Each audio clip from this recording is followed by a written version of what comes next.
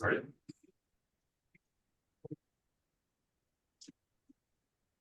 All right. Hopefully everybody can hear me online and in person.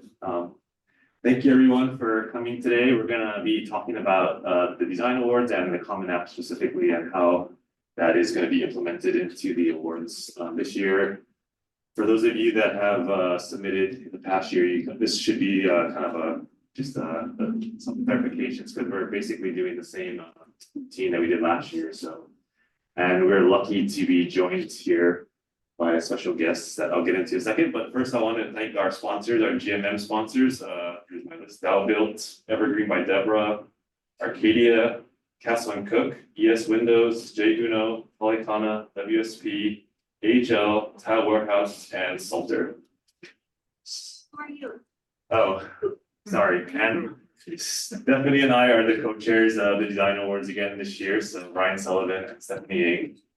Yes, we're pleased to be back again for another year of this. Very excited to get this going and get started again. As you know, the awards were just the submissions were just open. So hopefully you guys are excited to get excited to and start to compile your submissions. So what we want to do today is just go over the Common App because we've been having a lot of questions from different individuals regarding the complexity of it and what needs to be included and how important certain things are. So I think we just want to make sure that everyone's on the same page and we can answer any of the questions or things that people are kind of having problems with. And hopefully by the end of today's session, you'll realize that it's probably actually, I've found that it's actually almost a more simple process than it was in the past. So, and we want to just emphasize the importance of the Common App and how we're integrating with the overall national design excellence framework that this is tied into. And we feel like, as you'll hear in this conversation, about a dozen states have already kind of come on with this. So we're really adopting, so we're kind of proud of that. And I think once you'll see kind of the run through, you'll see the importance of this as well. So online, we are blessed to be joined by Beth Brandt, AIA LFA Lead AP BD+C. She's the COAT Network co-chair and the Common App subcommittee. So she's an expert on this and it's kind of, knows it inside and out. So we're very lucky to have her today. And she's going to run us through a presentation demonstrating the different portions of it. And we'll have some time at the end for question and answers as needed. And feel free during the presentation, if you guys have any like burning questions, to kind of just raise your hand in chat and we'll kind of just be casual about it and play by ear if it's good to address it in real time, or we can wait till the end. But yeah, take it away. Thanks, Ryan. Thanks for inviting me to come and present today. As Ryan and Stephanie said, feel free to put any questions you have in the chat along the way, and make sure we'll have time at the end while I'm pulling this up. So can everyone see this okay? Yes. Yep. As Ryan said, my name is Beth Brandt. I'm one of the co-chairs of the COAT Network, and what we do is we collaborate and kind of share with all the COAT committees. We meet 4 times a year with all the chairs of the COAT committee on the environment committees, and just to see what everybody else is doing and to support each other. We also kind of are the medium to disseminate anything coming from national down to the COAT chapters around the United States. So we have like over 60 components now, and it's been really fun. I'm also one of the leaders for the Common App in the Common App subcommittee, so I can talk to you a little bit about some of the changes that were made. Okay, there we go. And we'll get into some of that, but it wasn't very much. If you worked on it last year, it'll look very similar to this year. So thanks again. And do you guys want to reintroduce yourselves, or do you know does everybody know you? You're like, go ahead, Stephanie. Oh, no. Okay. Well, I was excited to meet Ryan and Stephanie the other day, and I'm glad to be here. See, this thing is not like okay. So this is our agenda for the day. It's really we're going to start with the AIA's design framework for design excellence. Then we're going to go through a little bit about the design awards and sustainability and why that's important and why these two things kind of align. And then we're going to take some time, at least about half the time, to go through the Common App, pretty in depth. So, and then of course we'll leave time for questions. So I can't kind of read the room, but is everybody familiar with the AIA framework for design excellence? If you haven't, if you don't know about it, or if you haven't really had a chance to look into it, the website is very, very helpful, very thorough. And if you want, I can summarize it. If you think about it, it's not a tool. It's no kind of program or anything like that. What it is, it's really just a guideline for holistic, good design. And good design is sustainable. And so a way that it's just a way for us to kind of look at this as architects. And I'm going to pull it up so that you guys can see the website. If you ever get stuck as you're going through the Common App and you're asking yourself, well, I don't know what this is asking me, go back to the website because it's extremely helpful. This is what it looks like. I'm going to go through some of these one by one in a minute, but I just wanted to show you what the website looks like. This is the new website, by the way, if you hadn't been to nationals in a minute. They just kind of updated this a couple weeks ago. And just clicking into one of them, for example, this is the equitable communities one. I really like that now it's asking questions. So these are questions that you could be asking yourself or ask about your project. It goes through focus topics. And then if you want to click in here, there's best practices and resources. And then they have these great case studies. Most of them are COAT top 10 award winners in the past. And so they're really helpful. And I know this is for design awards, so you may be like, well, I've already designed it, but sometimes maybe you were thinking about something you didn't even realize you were. So this is still a really good resource. All right. Back to the presentation.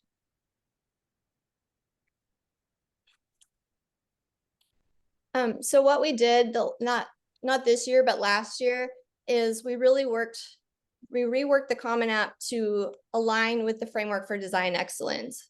So now when you're going through the Common App, it very much aligns measure by measure. And there are 10 measures. And what this does is it helps us to design holistically. Everything from equity to, of course, trying to save energy, healthy materials, all of these things. And I'm going to go through these because I think it helps to understand them before we get into the Common App, but I'll go through them relatively quickly. And again, if there's questions, I'm glad to stop in the middle and address some of those things.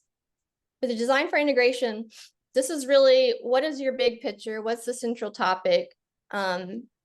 This is where it's just narratives and you can go through it and it's asking you, if you had an integrated process, definitely bring that up at this time, but it's really your opportunity to present the overall concept or the big picture for your design. The next measure is equitable communities. And depending upon your project, you may have very much included the community into your design and thought about what they needed and that kind of thing. But other projects are more private. And even if that's the case, you can think about how did it promote. I could say, how did the materials in the design prevent what am I trying to say? Think about JEDI with the justice and equity. Even if a material maybe positively impacted that, or you avoided something that used child labor, that kind of thing. You could also look at accessibility. How accessibility is it inclusive for everyone? Those are the kind of bigger topics that you can go into. And there's narratives, and we'll show you in the Common App, but that's what this one is really about. This one's also been expanded a little bit to include other things, such as carbon. So we'll go into more of that in the Common App. Design for ecosystems. Good design, of course, benefits not only humans, but also non-humans. So how did that help the birds, or how did it help the natives plant material? Did you avoid turf grass? And thinking about nighttime, this is about dark sky and other things like that. Sometimes I have to ask my landscape architect what we did, because I maybe didn't remember on a certain project, and how much of the species that we selected for the project were native, that kind of thing. Water's pretty straightforward. Hopefully everybody's using low flow fixtures, but maybe you went above and beyond that, and you can talk about that here. You can do stormwater. If you manage stormwater runoff on site, captured that. If you went 100% where you don't have any irrigation on the site, maybe you're reusing rainwater collection or gray water, any of those things, you would definitely want to talk about that here. Okay, and the design for economy, this can be many things. I liked somebody said the other day, how did you do more with less? So were some of the corridors outside? Did you design the building to be fairly efficient, and therefore you were able to save money, but also were you able to save materials, and therefore you're not having to air condition that space as much? All of those things. So it's really anything that has to do with economy, whether it's for the owner or for energy savings, all of those things. It could also include, like keeping the number of materials down to a minimum, reusing a building, that kind of thing. Energy, of course, is talking about energy and carbon and energy savings. I'm trying to think about, if you don't have on-site, renewables, there's still things that you can talk about for this, and that you can be thinking about. Even passive strategies, such as operable windows, trying to minimize your window to wall ratio, or if it's an interiors project, what did your lighting power density look like? All of these types of things. And then well-being is thinking about how good design supports health and the well-being for everyone inside the building. You can look at the indoor air quality. You can look at acoustics. You can think about materials,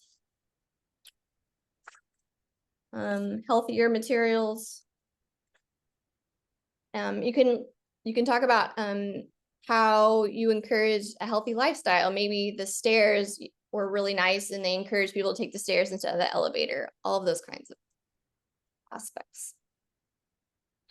And then resources and well-being, they're very similar. I have a hard time disconnecting the two, but materials, this is more also about healthy materials. And you could look at zero waste programs. Were you selecting materials that had no chemicals of concern? Were they red list free? That sort of thing. And then design for change. So this one is really interesting. This one can be a number of things, but especially with climate concerns, did you consider resiliency as you were designing your building or your space? Is it able to have passive survivability? If it has operable windows, you can check the box yes for that. If it has really good insulation, that kind of thing. Was there a risk assessment done for this space or for that site? And or is it flexible enough where it can change in the future? So the photo here is the Vickery Branch Library in Dallas, and it has very wide open spaces. We have, it's an integrated truss system. So the columns are it's an elliptical shaped plan, but the columns are like 80 feet depth by, I think, 200 or 300 feet wide, and it's a raised floor system. So right now it's being used as a library, but really this space could be used for anything in the future. So it was designed to be flexible and to last a long time. And then the last measure is called discovery. And again, this is really anything that you learned along the way. This is your chance to talk about that. No project is perfect. You know, did you learn anything? Were you able to share any of that with your knowledge within your firm or within other designers in your area? You could ask for the utility bills. Were you actually measuring how the building is performing? Did you do any post-occupancy evaluations, or just calling the client and asking for feedback? Those kind of things really help move a project forward, if not this time, for the next project, right? So, before I move on, was there any questions so far about the framework for design excellence? There are no questions in the chat. Okay, great. So that was the design excellence. We're going to go through a little bit of AIA Honolulu's design awards. And I always like to start with this as a quote from a memo that came from National as they were putting together the Common App. And it's really talking about the alignment of the awards program. The goal is, you know, that all projects are sustainable. All this good design is sustainable, and that we should reward that when it comes to design and design awards. I also really liked, I just want to read it. This is on your website. AIA Honolulu is aligned with AIA's framework for design excellence with the integration of 10 key principles into the awards program requirements. The framework identifies specific metrics to evaluate buildings that illustrate progress towards zero carbon, equitable, resilient, and healthy built environment. It's right on target.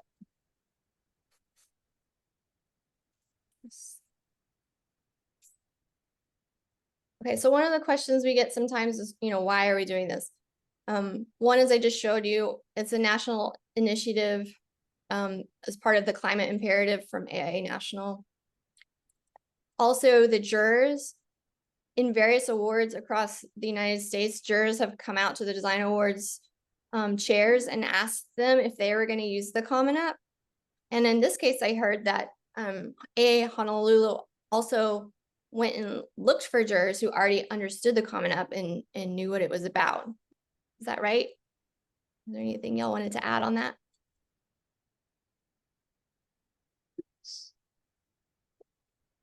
And then it's at the same time, it was a grassroots efforts by the Design Awards Committee and the code committees across the United States. This was put together by a few architects from the Committee on the Environment, but it was really taken off early on by the local chapters. So like AIA San Antonio, AIA Seattle, these kind of committees were one of the first ones that really pulled this together, and it grew from truly from the bottom up. And of course, it's a priority for AIA Honolulu. We get so these are some of the things that you should know, and I'll go through them really quickly, but Ryan and Steffi, if you have anything you want to add to this. So of course, it is part of the submission requirement for this year's design awards. I think this is the second time. This is the second year this has been a part of the requirements. We just ask that you fill it out as best as you can, and we'll go through this, what that means, and a little bit more when I go in through the Common App. But yeah, no project is perfect. We just, you know, just be real and be honest. The questions are really easily accessible, and if it doesn't apply to your project, just leave it blank or write in the narrative that it's not applicable. That's fine. And then people can sometimes are concerned about the completion time. If you've done it last year, you already know it doesn't take too long. I think a lot of people really worry about the wording of their narratives, and that's really what takes the longest, because most of the questions are yes or no's, and we've eliminated the Common App is eliminated, and I'll go through that a little bit, but there's no like specific calculations that you really need to do anymore. Is there anything I want to add? Oh, yes, so we just wanna know that, there are specific measures that you should look out for when, um, so say like, if you want to have your project considered as for the community award, community impact award, please take note to fill out measure 2, which is designed for equitable communities. And also measure 7, which is designed, because those who write impactful narratives for those will be considered for the community impact award. In addition, there are a couple collaborative awards that also require additional info to be considered for these. So Hawaii, the USGBC Hawaii Sustainability. I think you just have to know that your project is LEED certified or well certified. I think there's a part on the app that will show where you can fill it out. So you just need to fill it out to be considered for that. Okay. And then lastly, the Hawaii Energy Award. If you also want to be considered for that award, please fill out measure 6, which is energy part. Great. I'm gonna like emphasize number 3, so yeah, or wait. Yeah.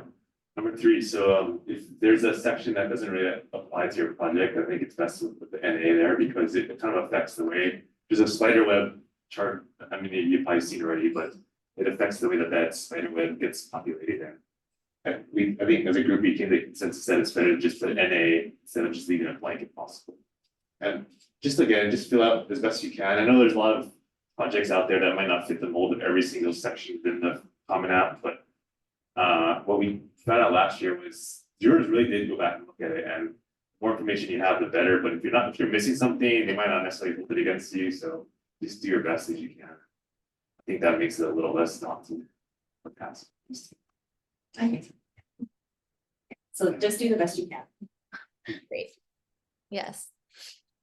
There's also some myths sometimes that get out there, and so I just wanted to clear any of those up. The app is really just an Excel spreadsheet. It is short for application, so it's not something that is on your phone or anything like that.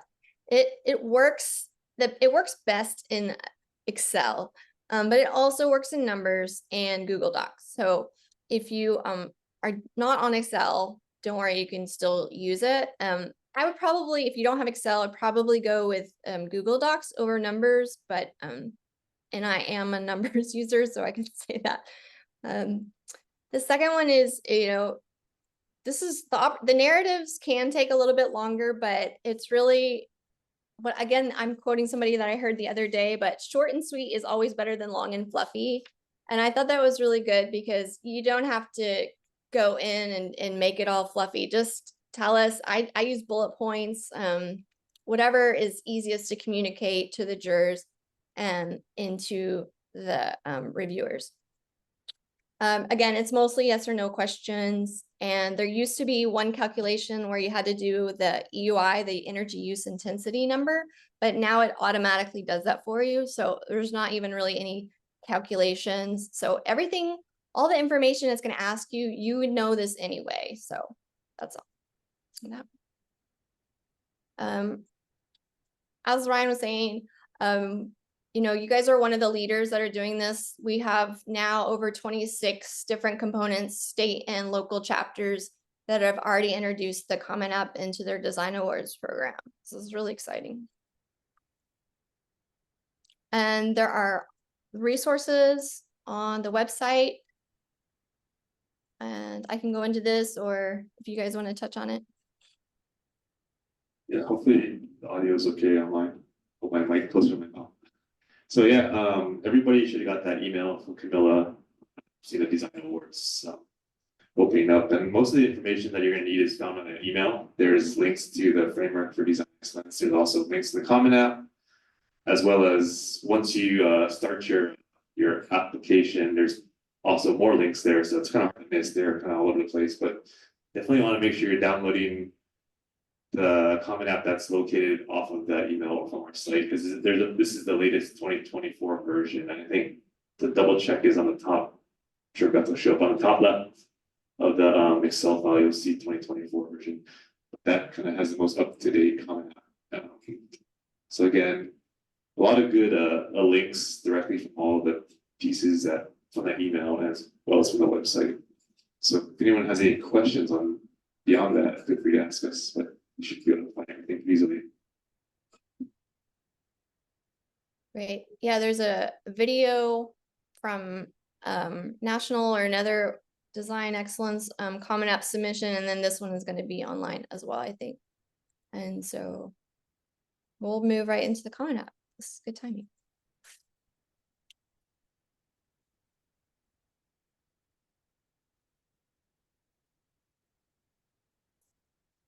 Okay. Can everyone see that? Okay. All right. Looks good. Okay, great.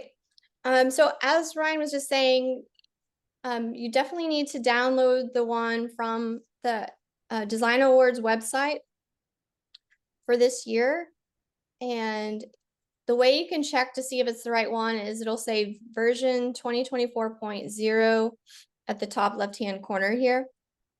And when you download it, when you pull it up, you're going to see a straight line from the center up to integration. And that's just what it's supposed to look like when you first open it. And then as you enter information, this is the spider graph that will change as you're pulling it in.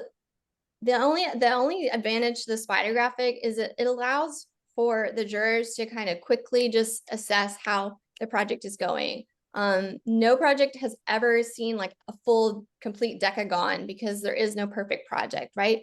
Again, just be honest, fill it out the best you can, and you can see this. So I'm going to go through an example project as we're going through this. Again, feel free to ask any questions along the way. So a couple of things before we get into the details of it. If you did the Common App last year and you're going to resubmit the same project because you didn't win last year, you want to go ahead and just transfer that information over from the old version of the Common App to this new version. And again, how you can tell the difference is there's the spider graph is just like bigger is now the first thing you see when you pull it up. All right, the gray boxes are the boxes that you need to fill in. If you see a little down arrow here, that means it's a tabulation. That means there's a drop down menu, and then you can go and see which one applies to you. All the text in the gray over here is explaining exactly what it's looking for.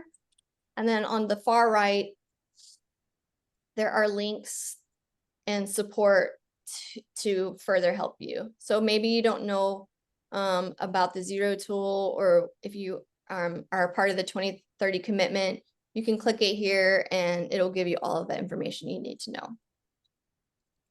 So that's really it as far as, and then, oh, so in the white boxes, sorry, ignore the green one, but the white boxes are when it auto-populates. So you don't need to fill this out. These white areas will automatically populate as you go through it. Okay. So this project information, again, just go through and fill each one of these out. The building use is really important because that's going to give you your EUI down at the bottom, your baseline EUI, energy use intensity. So in this particular project we're going to go through today is the library. 100% of it was a library, but if you had a mixed use, you could click on, you know, if it was partly a school or something else, you could do that. And then just say, you know, 50% or 30%, whatever it is, and just confirm that it adds up to 100 at the end there. There's also a box for whether it's new construction, renovation, or interior only. If it was partial expansion or, you know, something like that, I would just go ahead and say new construction. But if it was a full just interior renovation or a restoration project, go ahead and write or click on renovation. Of course, you want to put in your gross square footage and then the site square footage, and that gives you the floor to area ratio. The permit number is based on, what that matters is when it gets to the 2030 commitment question. The overall project cost gives them the dollars per gross square foot. And just again, for the hours of operation, you know, if it's residential, how often are they actually going to be at home using this? If it's all the time, great, put all the time, you know, 168, that's fine. And then again, just do your best on how many typical occupants you're going to have, that kind of thing. I think this is what Stephanie was referring to when it comes to one of the USGBC one. If you're submitting for that, and it's going to be down here. Is your project pursuing a third-party rating system? Yes or no? And then if so, which one? And this one's not a drop-in, just write in what it is. If it's LEED, what you're going for as far as certification, or if it achieved it. If you didn't already achieve it, I was still right in here pursuing or not yet, something like that, but that way they kind of know what you're going for.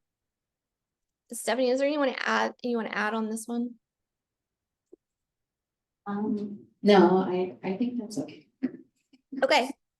And then I skipped a little bit. So that the 2030, is your firm a signatory of the AIA 2030 commitment? It's just yes or no. No big deal. And if you are a signatory, was this specific project recorded in the DDX website? And that's how they go about reporting things.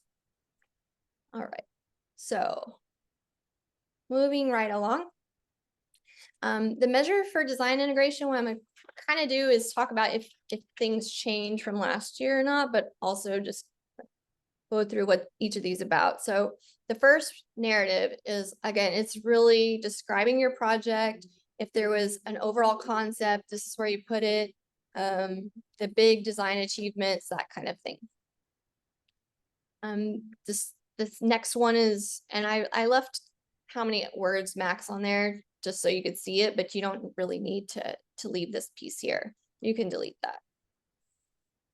So like that. So we try to keep it short and simple. So please kind of, there's not a word count, so just kind of check. What I do is I write it in the Word document, kind of check my word count, and then I copy paste it in.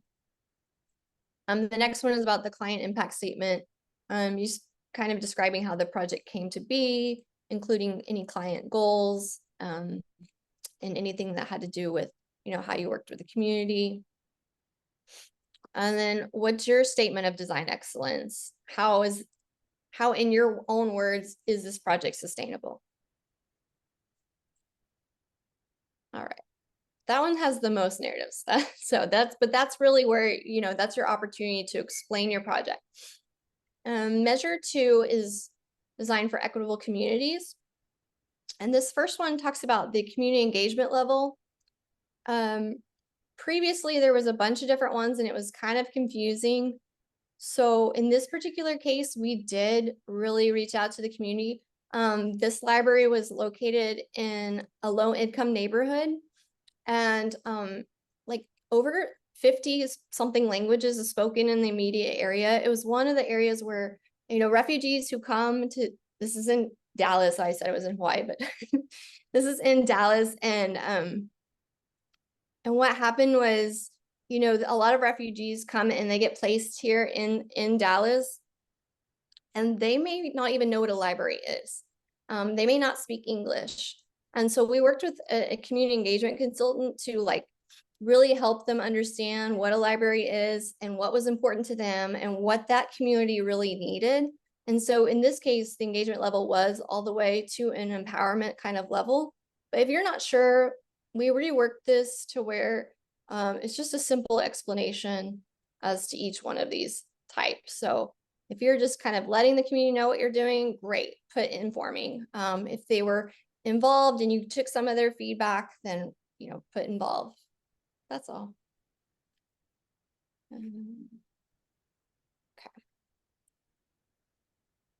And then there's a little area here if you want to add on to it. This is where Ryan was saying, if it didn't apply, just write not applicable in here. one thing I did want to add is if there's a drop down, just leave it as a drop down. If it doesn't apply to you, leave it blank.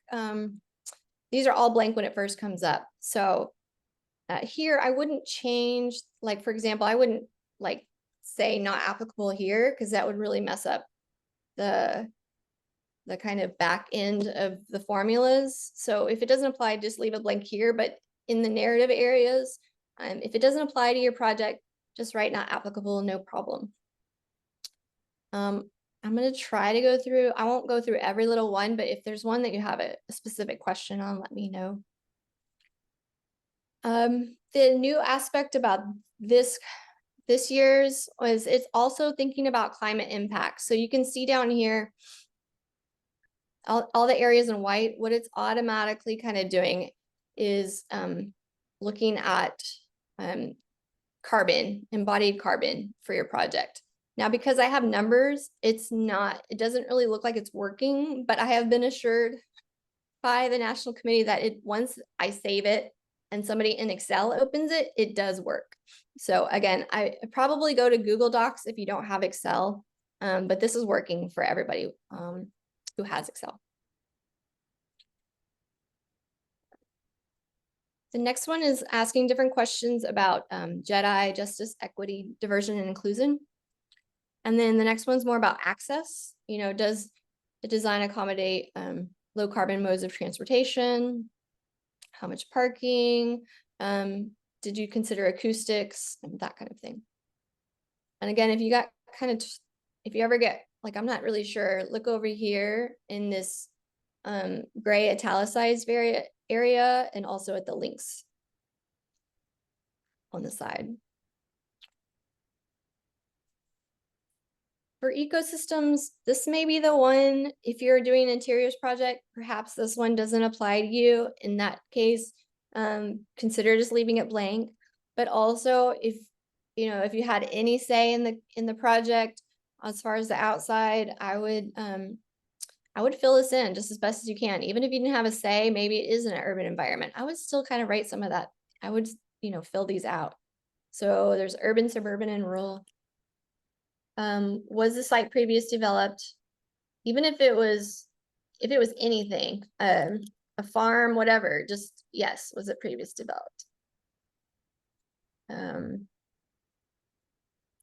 This one asks, does the site restore, preserve, or increase habitat for local fauna and pollinators?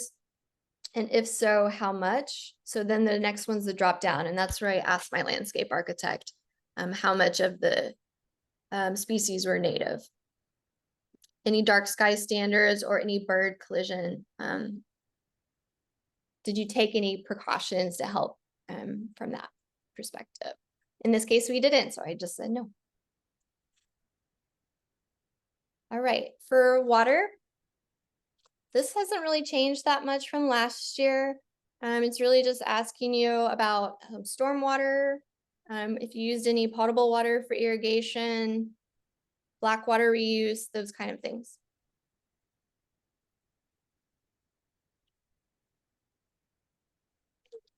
For the measure for economy or design for economy, you can see the white has auto-populated from the information above. So just to kind of reiterate, it's really important to fill out these top boxes because they affect how everything gets kind of calculated down the line.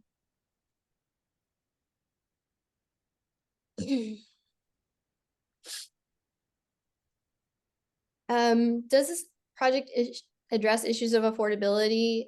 If so, you kind of really need to explain that down here. In this case, we talked about how the community was going to use the space and that it was a very walkable area. And also it's a library, so it's free. It has all these kind of great resources. It's sort of an easier one to talk about in terms of economy.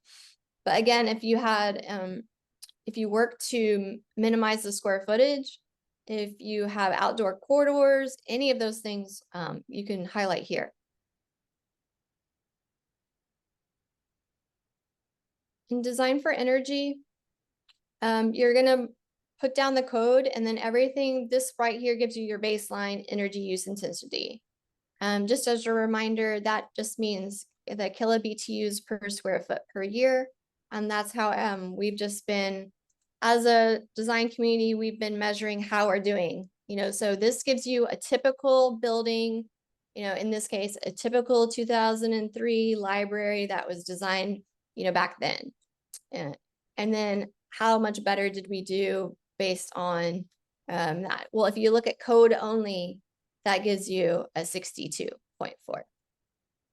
And then if you're doing better than code, it's gonna auto-populate everything down towards the bottom. Again, because I don't have numbers, some of the stuff doesn't enter, but I have been assured by National that once I save it, that anybody who opens this in Excel will see all of that.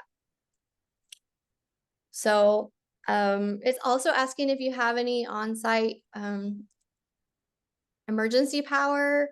If you know how much energy is being consumed. We are not keeping track of that right now. We don't know how much, even though it has solar on the roof, we don't getting the energy bills from the city. So I have to write not applicable on this one. So yes, if the energy, on-site energy is installed. And I couldn't remember how it was being monitored. I think we have net metered, but I don't remember. So I just wrote, I don't know. And then because I don't really remember how much kBTUs it was getting, or megawatt per hour, it was getting, I've left this blank, but I could kind of go back and find that information. If you designed, or if your MEP designed a solar panel or wind, anything like that, you're going to have that information. So you would just write it in here. And then sometimes, maybe this doesn't apply to you. Here's where you can go back and explain what you did do. So maybe you don't have on-site renewables, but you worked really hard to make sure there was cross ventilation to minimize the amount of energy so you could turn the AC off, especially in your climate. That makes a lot of sense to me. Maybe had a dehumidifier, all of these things. That's where you can start to fill in all of this extra information, all these other things that you did, right?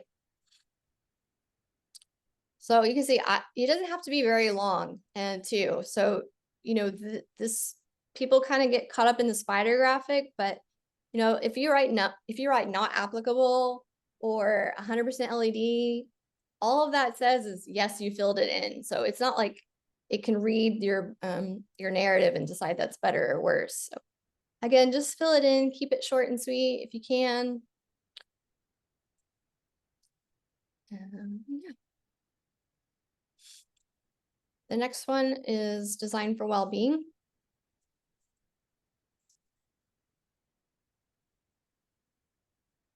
Again, just as a reminder, it's encouraging a healthy lifestyle. Is it considering mental or physical well-being? Is it, maybe the color of the paint you selected is going to help you feel calmer, anything like that you can explain in the narrative here. And then it's asking more just specific yes or no questions. Again, I would think if for some reason you don't have any AC and it's asking if MERV 13 or better was used, instead of saying yes or no, just leave that one blank. And then there's tons of links off to the side here. And yeah, that's explaining more about what it's asking of you. This I really like. Were any specific chemicals of concern avoided during material selection? In this case, it was a LEED building, and even though we didn't get the, I think it's like optimized health optimization credit, we didn't get all the way there. We still worked towards that, and we selected like 12 different red list free products that went into the project.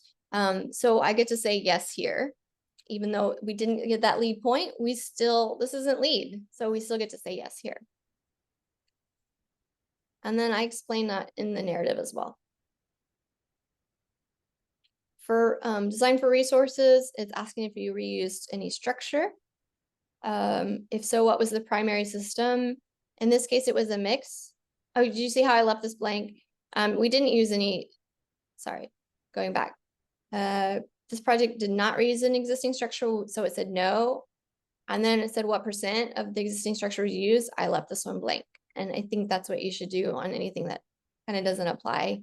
And as far as these boxes, as long as you go back and kind of explain in the narrative about that. And then the primary structural system, was it concrete, steel? In this case, it was a mix of mass timber and concrete and steel. So we wrote mix. Was a life cycle assessment conducted? These kind of things. So what was the next one? Were any design strategies implemented for to reduce material or embodied carbon? Said yes. And if so, what kind? And sometimes these are the options of the pull down that it gives you. In which case we work to reduce the amount of glazing. Maybe you looked at a low carbon insulation, or maybe it was something, if you write other, just again, explain it in the narrative. Well, I think all of this is pretty straightforward. And it gives you additional prompts here. So anything that, maybe it's not talking about it up above, you can highlight your project in this narrative. For change, it's asking how long the design of the lifespan of the building is for.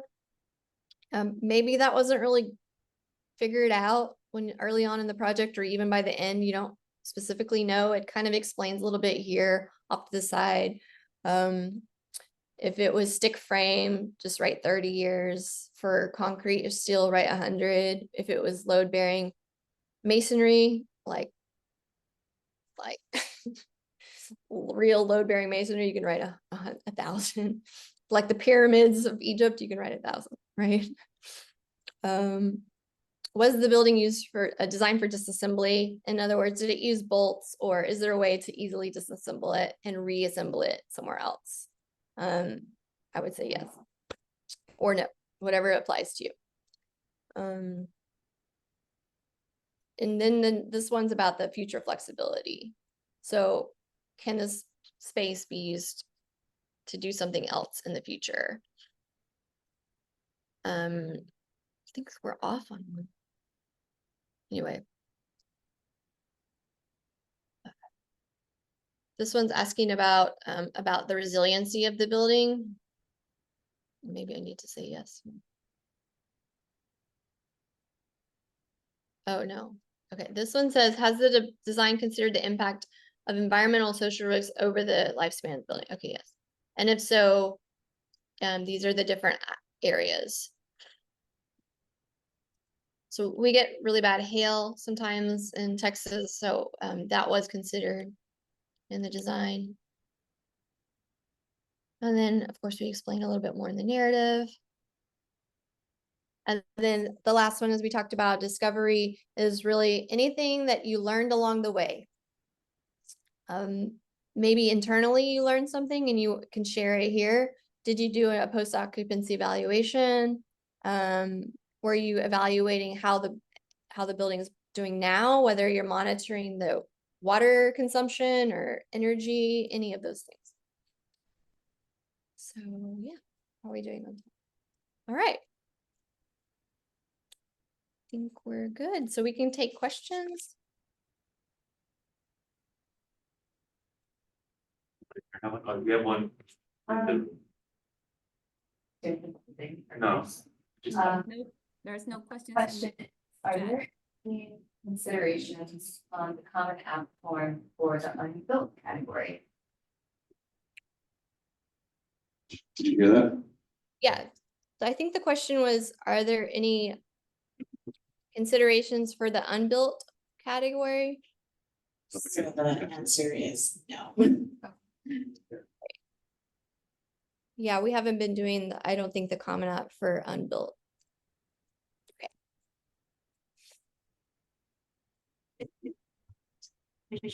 Right. So just to confirm, if you're submitting for the unbuilt category, it's a different type of submission. Like just like the distinctive detail, right? That's also a different submission. So only the jury awards, excluding the unbuilt awards, are. Or we have to use common app. But the jury reviews unbilled and. The jury will review everything, except for the collaborative awards, which are. The USGBC, White Energy, like home and remodeling, and Mayor's Choice, and of course People's Choice. Everything else the jury review. So the USG, No, can I ask go a ahead. question? Yes. So the USGBC award is a collaborative review, jurors and someone from USGBC? No, so Oh. that's solely given by the USGBC. So it's Got a it. separate set of jury. They have their own in-house jury. I see, but they use this app Yes. to review. Got it. Because their review uses also Got the it. framework for decisions. Any other questions online maybe? Sure, if I saw any pop up. I have a question and a comment. Okay, So my question is, how,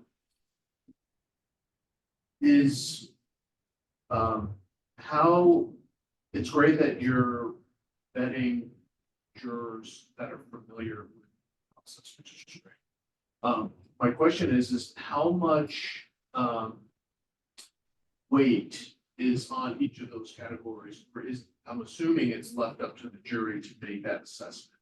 But I guess I'm asking, what are the discussions with the jury before they start their reviews as far as how they use this to judge, or is it solely up to the jury? it's pretty much solely up to the jury. Yes, we've done it for 1 year, so I think last year we were kind of in that transition period, so we kind of left it kind of more open to the actual jury. How they want to use the app, so there wasn't a set, like, you must use the common app and go to every single, section to evaluate, so I think. It was kind of. Just thinking back on the jury day, there's a lot of kind of back and forth, a lot of it was not even tied to the common app and some was, so kind of in both ways, I would say. I wouldn't say one was like ruling all. But I think going forward, I think we're kind of, as people are getting more familiar with this common app, I think we're gonna try to put more emphasis on it, but again. We have instructions for the jury, but we haven't made it like clear that it has to be 100% focused on common app only. No, they use it as a tool to review the projects and how complete they are as a whole. And again, I think it's in the submission packet, but they're supposed to review the project on its own merit and not compare them with others. So I guess it just depends on how you write up your project and what kind of goal you're trying to achieve with the project. Does that sound right? Yeah, Okay. I don't want to give misinformation, but So having only 1 year that we've done this, were there discussions with the jury after their review? Did they have any thoughts, this worked, this didn't, they have any other kind of comments that kind of directed any adjustments for this year? I know I'm trying to do a little bit behind the curtain, but I don't know, Yeah. it just kind of helps us as we. I think from the feedback that we heard, it helped focus them on certain issues within the project, and I think what we're trying to push is, good design encompasses all the different aspects of the framework for design excellence, so. I think that's a good start in that sense, but we didn't hear any negative comments using it. no, I think if anything, it helped them realize a project is more than just the aesthetics of it, because a lot of the times. Well, I want to say a lot, but I mean, in the past, there are projects who are obviously aesthetically pleasing, just but there's more to a project than that, and what makes it successful. So I think the common app helps highlight those extra things that your project does in terms of what you want to achieve. I will say the jury did really like using it last year. They expressed that. In terms of the process, they get to review all the projects before they come to the table to discuss. So before they come, they kind of have an idea of what project they want to discuss with the group. We kind of narrow that down. So. We don't, like Ryan said, they don't really go back to the Common App during the discussion because they've already seen it. And they just use it as a reference, I guess, in the discussion. You know, if they have to, because some are debated longer than others, you know, for whatever reason, you mean. So I think it's just to your benefit to, like we said, fill out as much as you can. There's a narrative, that's your opportunity to express more about the project, explain to the jury certain things.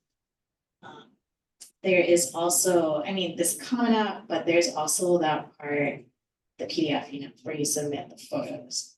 So a comment we had in the past, even before the Common App came, was the jury really liked seeing the photos that express what the narratives were saying. So, because in some cases, some projects didn't show that, and they were like, we really wish we saw this photo of what the narrative was saying, but they didn't have that. So I think that was kind of key in like photo selection, I suppose, how you compose that graphic.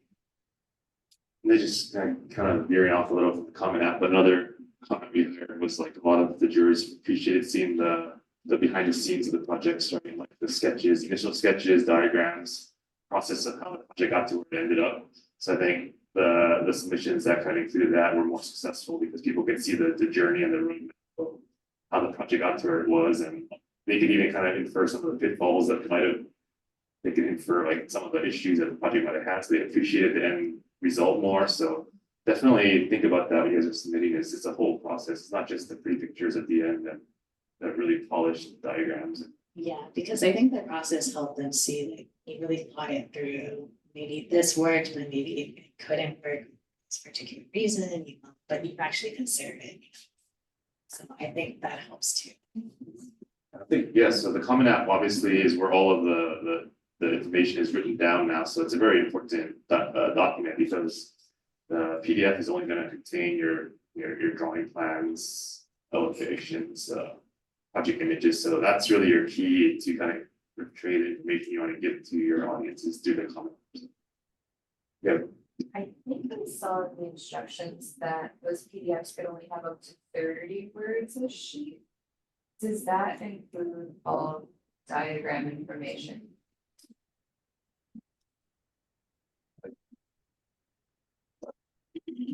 Good question. Yeah, we actually debated that before. Because most of them just have captions, right? And so I think it applies to the captions, but I think we're just trying to avoid long narratives on each sheet. You know, yeah. like, in depth. So I mean, if their diagram has a little blurb attached to it, I think you don't want to have like a novel. Like that said, short and sweet is great. We need a little more to explain by all means, but also keep in mind the jurors have to review every single submission, and they only have like a week or two to do it, and they're also work, so they're doing it. So I think a lot of that can be handled in the Common App. There's a lot of areas for narratives and whatnot, you know, the different sections. So I think that's the time when you can kind of elaborate more. right. Try to tie that together. A question in the chat. It says that ironically, there doesn't seem to have a category for aesthetic and or experimental criteria. Did I miss it? And can our chapter add this as a category? So I just wanted to touch on this. It doesn't specifically call out beauty per se, but I really think the first measure, the design for integration, that's where you want to talk about the aesthetic and the beauty of your project. And then of course your images and all the PDF that you're going to present, that would and that's where you're going to see that beauty or see that aesthetic. The second part about the experimental criteria, that would be in the last one, the design for discovery. You would really want to highlight that there as well. Does that make sense? Does that? I think that was great. Thank you, Beth. And everything y'all are saying, it just tracks with everything I've been hearing about other design awards jurors and the committees, and of course the jurors, it's up to them how they want to use the information that was submitted for your project.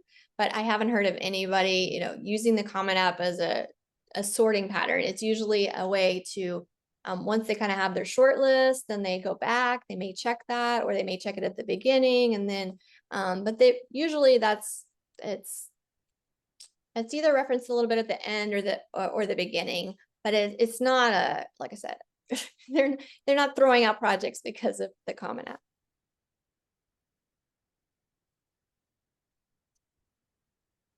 Okay, we're about at the end.